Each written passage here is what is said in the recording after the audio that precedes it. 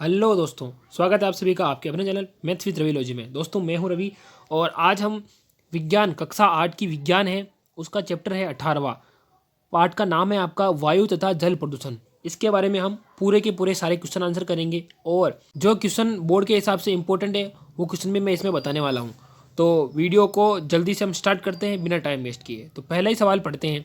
पहला लिखा है इसमें कि किन विधियों के द्वारा जल का प्रदूषण होता है, तो उनके बारे में लिखना है। तो पहला है मल मूत्र और कचरा नदी में डालने से। कारखानों से निकलने वाली हानिकारक विषैली जो रसायन होते हैं वो नदियों में डायरेक्ट छोड़ देते हैं पाइप के माध्यम से, उससे भी होता है। और किसानों द्वारा कृषि में उपयोग होने वाले रसायन इनके इस्तेमाल से भी प्रदूषण होता है, तो इनका हमें कम से कम उपयोग करना चाहिए।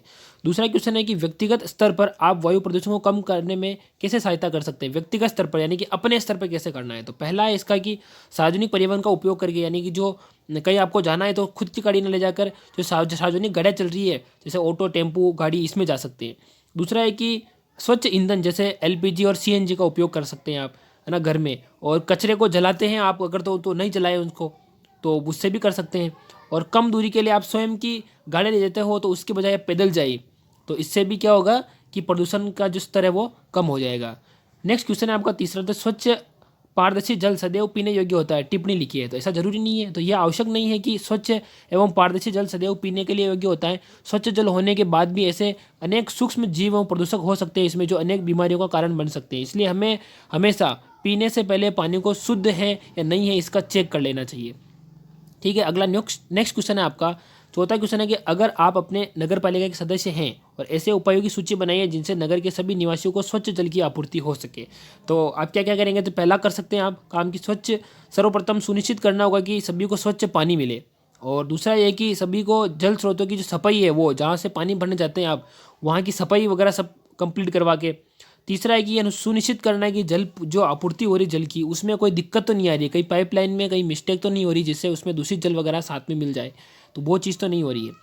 पांचवा क्वेश्चन है आपका कि शुद्ध वायु तथा प्रदूषित वायु में अंतर स्पष्ट कीजिए। तो ये क्या क्वेश्चन है आपका इंपॉर्टेंट है, ठीक है, मैं बता दिया मैंने आपको। अब पढ़ते हैं इसका क्या आंसर है कि वह वायु जिसमें सभी प्रकार की आवश्यक गैसें जो अपन सांस लेते हैं उसके लिए जो आवश्यक गैसें होती है वो अगर है तो वह शुद्ध वायु है।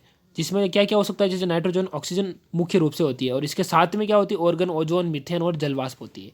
लेकिन अगर वायु जिसमें विषैली गैसें उपस्थित हो तो उससे क्या वायु प्रदूषित हो जाएगी। जैसे सल्फर डाइऑक्साइड हो गया, कार्बन मोनोऑक्साइड हो गया, तो ये क्या विषैली गैसें हैं और इसमें सांस लेने से आदमी की मृत्यु भी हो जाती है, तो इसलिए इनका ध्यान रखना चाहिए।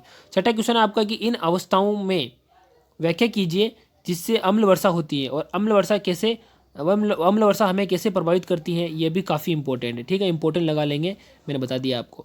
तो इसका आंसर पड़ता है जैसे गैस जैसे सल्फर डाइऑक्साइड हो गया और नाइट्रोजन ऑक्साइड हो गया जो वातावरण के लिए हानिकारक होती है, वायुमंडल में उपस्थित जल वाष्प से अभिक्रिया करके सल्फ्यूरिक अम्ल और नाइट्रिक अम्ल बनाती है तथा वर्षा के साथ पृथ्वी पर गिर जाती है, जिससे वर्षा क्या हो जाती है, अम्लीय हो जाती है और इसे हम अम्ल वर्षा कहते हैं। अम्ल वर्षा दैनिक जीवन पर क्या प्रभाव डाल रही है, तो उनको हम एक एक करके देखते हैं। पहला है आपका कि अम्ल वर्षा के जल का जो स्रोत है उससे पहुंचने से क्या होता है कि वहाँ के जो जलीय जीव है वो उनसे प्रभावित होते हैं और कई बार क्या होता है कि जलीय जीव, मछलियाँ वगैरह, उनकी मृत्यु हो जाती है।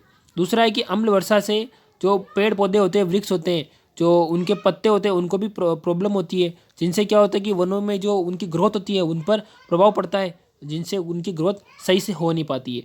तीसरा है कि अम्ल वर्षा मृदा को भी प्रभावित करती है, जिससे क्या होता है कि उसमें उपस्थित जो मृदा के अंदर जो उपस्थित चीज़ें होती है जैसे जो उसको उपजाऊ बनाती है तो उनमें भी कमी आ जाती है। चौथा है कि अम्ल वर्षा स्मारकों को भी नुकसान पहुंचाती है, जिससे क्या होता है कि उनका रंग है ना वो परिवर्तित हो जाता है।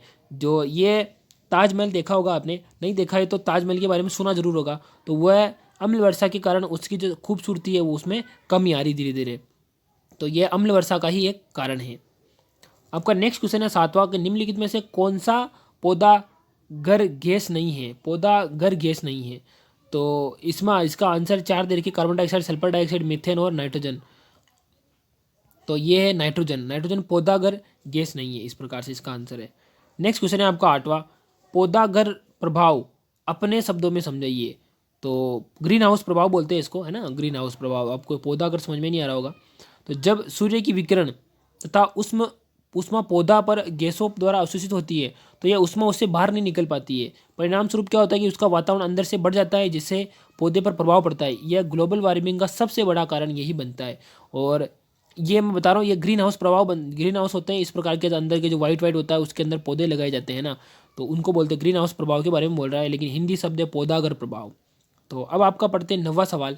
इसमें कहा गया कि आपके द्वारा कक्षा में विश्व उष्णन के बारे में दिया जाने वाला संक्षिप्त। अब ये विश्व उष्णन क्या है? ये ग्लोबल वार्मिंग है। आप इंग्लिश में पढ़ोगे तो आपको पता चल जाएगा कि ये ग्लोबल वार्मिंग की बात कर रहा है।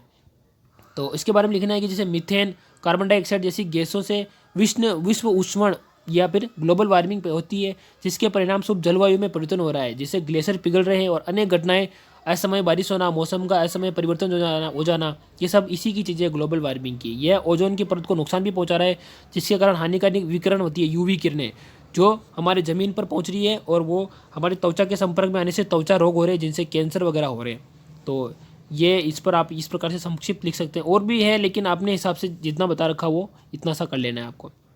आपका 10वां क्वेश्चन है कि ताजमहल की सुंदरता पर संकट का वर्णन कीजिए। मैंने बताया था और ये इम्पोर्टेंट भी है, तो ये देखेंगे आप इसके बारे में।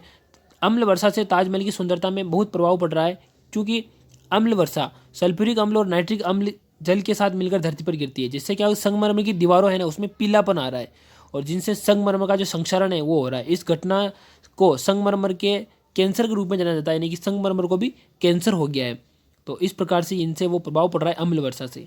आपका 11वां क्वेश्चन है कि जल में पोषकों के स्तर में वृद्धि किस प्रकार जल जीवों के उत्तरजीविता को प्रभावित करती है। ये काफ़ी इंपॉर्टेंट है। तो लिखेंगे इसका कि नदियों में प्रभावित रसायन से क्या होता है, रसायन कहाँ से आ रहे हैं, वो फैक्ट्रियों से आ रहे हैं, तो उनसे पोषकों का स्तर बढ़ रहा है। जल में पोषकों के स्तर बढ़ने से शैवालों की जनसंख्या बढ़ जाती है और इन शैवालों की जल में ही मृत्यु हो जाती है। उसे पूरी तरह से विकृत होने के लिए अत्यधिक मात्रा में ऑक्सीजन की आवश्यकता होती है। परिणाम स्वरूप जल में ऑक्सीजन की मात्रा वैसे ही कम होती है, जिससे जल में उपस्थित प्राणियों को श्वसन के लिए पर्याप्त ऑक्सीजन नहीं मिल पाती और अनेक पोषकों के स्तर में वृद्धि के लिए उनका जीवन प्रभावित होता है और उनकी मृत्यु भी हो जाती है। जैसे जल का सूत्र होता है H2O। अब पानी H2O यानी कि ऑक्सीजन की जरूरत है, यहाँ तो एक अणु ही है ऑक्सीजन का, और जब पानी की बात की जाएगी पानी की, तो पानी के अंदर और भी ज़्यादा कम होता है, ऑक्सीजन की मात्रा कम होती है, तो उनके लिए तो बहुत ज़्यादा दिक्कत हो जाएगी। इसलिए क्या करना है हमें कि इन चीज़ों का ध्यान रखना चाहिए और जो पानी होता है उसके अंदर अपने को बिना फालतू चीज़ें नहीं डालनी चाहिए, ताकि जो क्या है पानी स्वच्छ एकदम स्वच्छ रहे और जो उसके अंदर जलीय जीव, मछलियाँ वगैरह सब जितने भी जीव है पानी के अंदर रहने वाले, उनको कोई परेशानी ना हो। तो यहाँ तक आपने वीडियो देखी, आई होप कि आपको वीडियो पसंद आई होगी और मैंने इंपॉर्टेंट क्वेश्चन भी बताया आपको, तो वो भी आप थोड़ा सा इन पर ध्यान दे दोगे और बाकी सारे क्वेश्चन तो आप कर ही लोगे यहाँ से। वीडियो पसंद आए तो लाइक करें और चैनल पर नए हैं तो सब्सक्राइब जरूर करें। और हाँ, डिस्क्रिप्शन में जाकर आप अपनी जो सारे इंपॉर्टेंट क्वेश्चन की वीडियो है वो देख सकते हैं। आपकी क्लास की सारी वीडियो उसमें कंप्लीट प्लेलिस्ट हमने बना के रखी हुई है। तो मिलते हैं अगली वीडियो में, तब तक आप अपना और अपने परिवार का ध्यान रखिए, पढ़ाई करते रहिए। जय हिंद।